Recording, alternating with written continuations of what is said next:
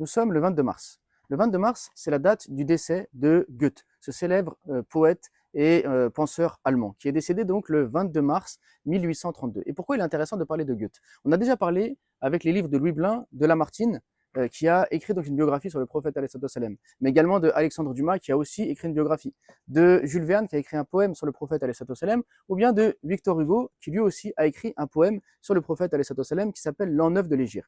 Eh bien, sachez que l'islamophilie à cette époque n'était pas réservée à la France, mais à l'Europe de manière générale. Et donc, ce célèbre penseur, donc on appelle Goethe, qui s'appelle Goethe, pardon, a lui aussi découvert l'islam dans le cours de ses études. Dans le cours de ses études, il est tombé sur des poèmes d'un célèbre poète qui s'appelle Hafiz, et il a été impressionné par sa vision du monde et ça lui a donné l'envie d'explorer donc un peu plus l'islam. Il a donc lu le Coran, étudié les 99 noms d'Allah, bref, il s'est penché sur la question et il a été émerveillé par ce qu'il a découvert. Et il a même écrit une pièce de théâtre sur le prophète salam. Il a écrit un poème qui est très intéressant, donc un poème en l'honneur du prophète salam, où il compare le prophète à un ruisseau qui, sur son passage, fait pousser des fleurs et que d'autres ruisseaux se mêlent à ce ruisseau et à la fin donc tout le monde est uni dans une espèce d'unité. Et donc en fait il compare le prophète salam à une source pure qui fait se convertir donc les gens à sa religion sur le chemin et d'autres nations l'embrassent et donc après ça fait une religion universelle qui se retrouve donc mêlée dans cette unité qui est le tawhid, le monothéisme pur.